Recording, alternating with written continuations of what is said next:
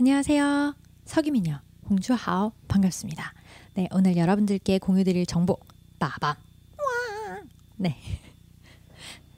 구독자분께서 요청 주셨던 내용에 대해서 오늘은 좀 말씀을 드려볼까 합니다. 중국 유학 준비하는 과정은 어떻게 좀 보내셨나요? 라는 질문을 주셨는데요. 저는 중국 유학을 이제 9월 달에 갔죠. 9월 1일 날부터 이제 중국 학기 시작하니까 그때 맞춰서 갔는데, 그래서 8월, 7월, 6월, 5월, 4월 이렇게를 한국에서 어떻게 보면 학교 정하는 것부터 해서 쭉 준비를 했었거든요. 이 과정을 오늘 한번 좀 말씀을 드릴게요. 그리고 또 다른 구독자분께서 신경 써야 될 비자 종류는 어떤 게 있나요? 라는 질문도 주셨는데요. 제가 방금 전에 말씀드린 유학 준비 과정을 설명을 드리면서 중간에 비자 나오는 부분에 있어서 그 질문에 대한 답변도 같이 한번 드리도록 하겠습니다. 저는 일단 어학연수는 제 자비 부담을 한 케이스거든요. 그래서 뭐 중국 정부 장학금이라는 거를 신청을 하고 뭐 그걸 통해 가지고 뭘 발급을 받고 이런 케이스는 저의 준비 과정은 아니었어요. 뭐 중국 정부 장학금이라는 걸 받아 가지고 공짜로 유학하는 법 이라는 게 있다라는 걸 그 당시에 몰랐어요. 알았다면 그 방법을 한번 시도를 해봤을 텐데, 어쨌든 간에 만약에 그 방법을 통해서 좀 유학 준비하는 정보를 얻고자 하시는 분들이 있다면 제가 준비했던 중국 정부 장학금을 받는 방법, 그 영상을 한번 좀 참고를 해주시면 좋을 것 같고요. 저는 어쨌든 자비부담으로 간 케이스이기 때문에 자비부담으로 간 저 같은 사람은 어떻게 좀 하고 갔으면 좋았는지라는 거에 대해서 정보를 얻어가셨으면 좋겠습니다. 9월 1일 날 학기가 시작을 하기 때문에 4, 5, 6, 7, 8 이렇게 5개월을 한국에서 학교 정하는 것부터 해가지고 좀 유학 준비를 했거든요. 4월 달에는 학교 정하기 했어요. 그래서 부모님께서 일단 중국 석유대학이라는 곳이 있으니 거길 가서 한번 공부를 하면 어떻겠니? 라고 추천을 주셔가지고 그래? 그런 학교가 있어? 라고 해서 이제 알아보기 시작을 했죠. 그래서 봤더니 이게 또 명문대학이었어요. 그래서 청와대라고 있거든요, 중국에. 이게 랭킹 1, 2위 하는 그런 학교인데요. 원래 그 학교의 한 과였어요. 근데 그 석유 관련된 과를 특화시켜가지고 학교를 따로 하나 별도로 만들었더라고요. 1950년대. 그래가지고 지금 이제 독립된 학교로서 쭉 이어져 오고 있는 그런 학교인데, 뭐 간판으로 봤을 때는 나쁘지 않다라는 생각이 들어서 일단 그 학교 오케이. 위치는 어디에 있지? 북경에 있대요. 북경 어디에 있지? 봤더니 북경의 북부, 그러니까 한국인들이 바글바글한 곳에서 좀 멀리 떨어져 있더라고요. 근데 한국인 중에서는 이 학교를 갔다라는 사람이 없는 거예요. 그래서 이 학교가 이상한가? 왜 안 가지라고 봤더니 대부분의 학교 학생들은 정말로 말 그대로 석유대라는 그런 학교보다는 1, 2위, 그러니까 우리나라로 치면 서울대, 연대, 고대 이런 데로 어학연수를 가고 싶어 하잖아요. 그런 데는 물론 학교 좋죠. 근데 한국인도 많잖아요. 저는 일단 어학연수는 한국인이 없는 곳에 가서 받고 싶다라는 생각이 되게 강했기 때문에 일단 저는 제가 선택한 이 학교가 괜찮다라는 확신이 있었어요. 뭐 물론 그곳에 가서 어학연수를 해보고 학교가 좀 마음에 안 든다라고 했을 경우에 유학 과정은 제가 다른 학교에 가서 또 밟으면 되는 거잖아요. 일단 물론 저는 그 본교에서 다 나왔습니다만은 어쨌든 어학연수를 위해서 최적의 학교다 라는 생각이 들어서 이 학교를 갔죠. 그리고 심지어 정말 그 학교에서 공부할 때 그 어학연수 반에서 한국인이 저밖에 없었어요. 전교생을 통틀어서. 물론 2학기 때 한 명이 오기는 했지만 한 학교에 어학연수 반에 한국인이 2명밖에 없다라는 거는 웬만한 중국의 어떤 어학연수 코스에서는 잘 흔히 볼 수 없는 일이거든요. 아무튼 저는 그래서 되게 괜찮은 선택을 했다라고 지금도 생각을 하고 있는데요. 그래서 4월 달에는 이렇게 학교에 관련된 정보 서칭하면서 학교 정하는 거를 4월 달에 했고요. 이제 5월 달에는 그 정해진 학교에 전화했어요. 그리고 메일도 보내고 그러면서 이제 어떻게 어플라이 하면 되는지에 관련해서 이제 물어봤죠. 그리고 필요한 서류나 이런 것들은 웹사이트에 올라와 있는 정보가 정확한지, 내가 더 추가적으로 해야 될 것들은 뭔지, 이런 것들을 좀 물어봤던 것 같아요. 더블 체크했어요. 여러분들 이 더블 체크를 꼭 하셔야 됩니다. 왜냐하면 중국은 관공서도 그렇고 학교도 그렇고 뭐가 계속 바뀌어요. 시스템, 뭐 절차 이런 게 바뀌거든요. 그리고 그런 것들이 바로바로 업데이트가 되지 않는 경우들이 굉장히 많아요. 그래서 어떤 한쪽의 정보, 그리고 누군가 경험했다라는 사람의 말만 믿고 당연히 그렇게 하면 되겠지라고만 있다가는 현실과 다른데? 라는 거를 맞닥뜨리실 수 있어요. 그렇기 때문에 지금 제가 전달해드리는 정보도 그냥 참고 정도로만 사용을 하시고, 본인이 가고자 하는 학교를 정하셨다면 그 학교에 뭐 문자가 됐든 뭐 전화가 됐든 메일이 됐든 꼭 연락을 취하셔서 더블 체크를 꼭 하셨으면 좋겠습니다. 네. 그 학교 담당자한테 연락을 해서 필요한 서류라든지 이런 것들 체크를 해봤더니 이제 뭐 기본적인 서류들 준비하라고 하더라고요. 뭐 성적 증명서, 졸업 증명서 등등 해서. 그리고 그 관련된 서류들은 7월 달에 학교 웹사이트에다가 올려라. 좀 빨라봤자 6월 말 이렇게 올리면 된다. 그래서 그때까지는 뭐 할 필요 없다. 그때까지는 서류만 준비해라. 라고 말을 했기 때문에 그러냐 하면서 이제 개괄적인 정보들만 일단 접수를 하고 저는 5월 달부터 중국어 학원을 다니기 시작했죠. 5, 6, 7, 8 이렇게 4개월이 있었기 때문에 그 4개월 동안 뭐 적당한 수준의 커리큘럼을 저한테 제공해 줄 수 있는 학원을 제가 선정을 해가지고 다녔어요. 저는 HSK는 일단 한국에서 준비를 안 했어요. 왜냐면 그 HSK를 해야 된다라는 압박이 있었어요. 왜냐면 저는 그 전에 바로 3월 달까지 토익을 했었거든요. 근데 그 토익 점수를 괜찮은 점수를 받기 위해서 어떠한 짓을 해야 되는지 여러분들 다 아시죠?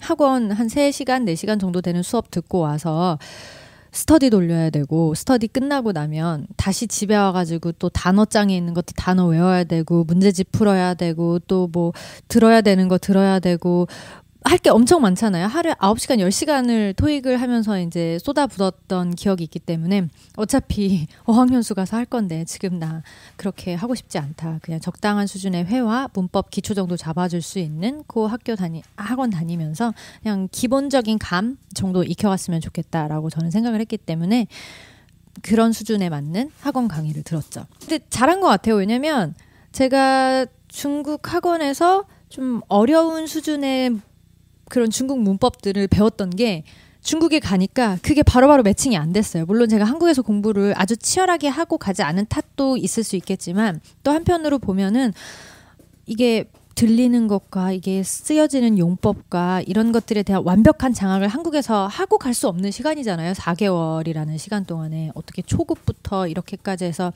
제가 투자했던 시간은 하루에 한 기껏 해봐야 4시간인데 그거 해가지고서는 이게 마스터가 안 되거든요. 그러니까 4시간 정도 투자해서 무슨 중국 문법을 뭐 4개월 만에 다 띄고 가겠다? 이거는 말이 안 되는 상황인 거예요. 그래서 뭐 그 정도 수준으로 하고 갔더니 아니나 다를까 중국에서도 역시 뭐 한국에서 배웠던 고급 문법들은 제대로 잘 적용이 안 되고 그래서 정말 중국에서 피 터지게 했었던 기억이 있거든요. 아무튼 제가 그래서 이걸 통해서 말씀을 드리고 싶은 건 한국에서 HSK를 따고 가실 생각이라면 하루에 12시간씩 공부하는 약간 그런 빡센 커리큘럼으로 해서 준비를 하고 가실 분들이라면 그렇게 하고 가시면 돼요. 근데 엉성하게 HSK 그냥 따고 뭐 한 하루에 4시간 정도 해서 한 4개월 정도 공부하고 가지라고 하실 거면 그냥 기초적인 회화 정도 공부하실 수 있는 그런 반 들어가서 공부하시고 유학을 가시는 게 저는 돈도 안 버리고 정신 건강에도 좋다라고 생각을 합니다. 네, 그래서 그렇게 해서 이제 5월 달에는 학원 다니고 뭐 서류 정도 조금 알아보고 이제 이렇게 했죠. 그다음에 6월 달은 그냥 그렇게 해서 공부 계속 집중해서 했어요. 그리고 뭐 제가 필요한 서류들 학교 가서 이제 서류 떼고 뭐 이런 것들 했죠. 그래서 이제 7월 달이 됐잖아요. 7월 달에 그 학교 담당자가 말해준 대로 그 학교의 웹사이트에 그거 들어가가지고 이제 관련된 서류들 이제 스캔한 거 가져다 올리고 그 다음 절차에서 발받아갔죠. 그래서 마지막 절차 되니까 이제 비자, Z비자를 제가 발급받아야지만 한국에서 중국으로 출국을 할 수 있잖아요. 그 Z비자를 발급받기 위해서 그쪽 학교에서 저한테 줘야 될 서류가 있어요. 그게 딱 2가지거든요. 하나가 JW202라는 서류고요. 하나가 입학 허가서예요. 이 JW202라는 서류는 중국에 와서 공부하겠다라는 신청표예요. 그래서 그 학교의 담당자가 그거를 발급해서 저한테 줘야 되는 거거든요. 그래서 요거를 보내줄 명목으로 학교에 네가 입학을 하겠다라는 입학비 정도를 지금 국제 해외 송금으로 해서 보내라. 그게 10만 원 정도 들었어요. 한국 돈으로. 그래서 오케이 알겠다. 그래서 이제 제 주거래 은행 가가지고 10만 원을 그 학교 쪽으로 보냈죠. 그래서 그거 확인 절차 하는데 또 한 일주일 정도 걸리고 그 서류를 저한테 보내주는데 한 5일 정도 걸렸던 것 같아요. 5일에서 10일 정도? 뭐 학교 절차가 있어서 한 10일 정도 걸렸던 것 같습니다. 그렇게 해서 그거 서류 받아가지고 Z비자 신청하러 갔죠. Z비자 신청을 하고 나서 그다음에 신체검사도 저는 받았어요. 이 신체검사는 중국에서 받으셔도 되고 한국에서 받으셔도 되고 한국에서 받지 않으셔도 돼요. 한국에서 안 받으신 분들은 중국에 가서 받으시면 되거든요. 근데 한국에서 만약에 받았다라고 하면 중국에 가서는 안 받으셔도 돼요. 전 중국에서 체열하고 이러는 거 제 눈으로 봤는데 이게 좀 무식하게 체열하거든요. 좀 그 무섭더라고요. 전 그래서 한국에서 좀 중국에 비해서는 그 신체 검사 비용이 좀 더 많이 냈던 것 같거든요. 한 12만 원 정도 냈던 것 같아요. 근데 중국에 가면 한 6만 원, 7만 원이면 신체 검사 할 수 있었던 것 같거든요. 아무튼 그래서 저는 한국에서 신체 검사를 해갔다라는 점. 그래서 이렇게 해가지고 이제 서류 다 보내고 받고 비자도 다 발급받고 해가지고 8월 달에는 이제 비행기표 사고 또 뭐 있을까요? 짐 싸고 이제 제 또 주거래은행 가서 국제 현금 카드 같은 거 이제 하나 달라고 만들어 달라고 해서 그렇게 했죠. 그래서 이제 9월 달에 중국에 도착했어요. 중국에서 도착을 했더니 이제 제가 가져간 제트 비자를 거류 허가증 발급하는 그 단계로 넘어가야 된다라 그러더라고요. 그래서 이제 그 거류 허가증 발급받을 때 이 신체 검사 서류가 필요를 해서 싹 냈죠. 그리고 저는 전 신체 검사 해왔어요. 안 해도 돼요. 그래서 저는 면제. 그렇게 해서 이제 거류 허가증을 발급을 받았고 이제 학교에서 기숙사비랑 학비 이제 내라라고 하면서 이제 뭐 써줬어요. 그래서 그거 가지고 은행에 가가지고 이제 학비 내고 기숙사비 냈죠. 그 다음에 이제 열심히 공부를 했던 것 같습니다. 그래서 1년 동안 열심히 공부를 해가지고 그 1년 과정이었으니까 학교에서 기말고사, 중간고사, 기말고사, 중간고사 뭐 이렇게 해갖고 총 4번의 시험을 봤는데 그걸로 해가지고 이제 등수 매기거든요. 그래서 이제 괜찮은 성적을 받았던 사람들에게 이제 북경시 정부 장학금을 줬어요. 그래서 학비 전액 면제 그 혜택을 받았죠. 그래서 이제 그때 맞춰서 고민을 좀 했었어요. 우리 학교에 있는 그러니까 중국 석유대의 대학원을 갈 것이냐 아니면 다른 뭐 청와대라든지 북경대라든지 이렇게 좀 시내 쪽에 있는 그 대학의 대학원을 갈 것인가라는 걸 고민을 했다가 그냥 한국인이 없는 이곳에서 나는 중국어 실력을 좀 더 많이 올려야겠다. 라는 생각이 좀 있었고 뭐 거기도 명문 대학이니까 여기 다녀도 뭐 나쁘지 않지 라고 생각을 해서 저는 그 학교에서 이제 유학생활을 총 4년 정도 했죠. 대학원 생활 3년 하고 어학연수 생활 1년 이렇게 했던 것 같아요. 네, 이게 제 중국 유학 준비 과정이었어요.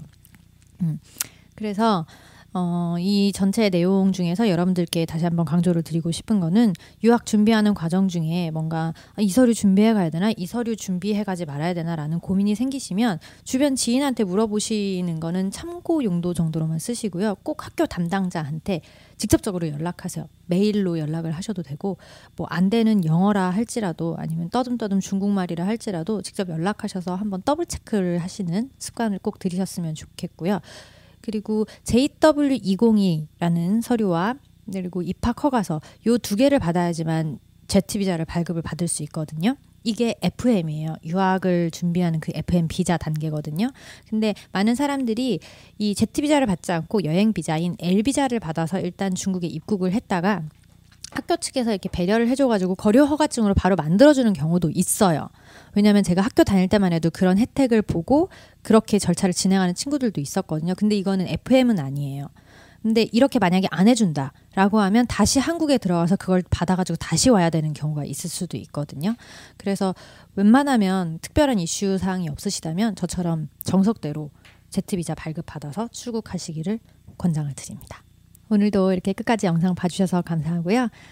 여기까지가 중국 유학 준비하는 과정과 신경 써야 될 비자 내용에 대한 것이었습니다. 네, 오늘 영상이 좀 도움이 되셨다면 구독 버튼도 좀 눌러주시고요. 또 추가적으로 다른 재미난 영상은 여기 있으니까 이것도 영상 봐주셨으면 좋겠고요. 네, 그러면 저는 다음에 또 알찬 내용으로 돌아오도록 하겠습니다. 감사합니다. 再见, 서기민요.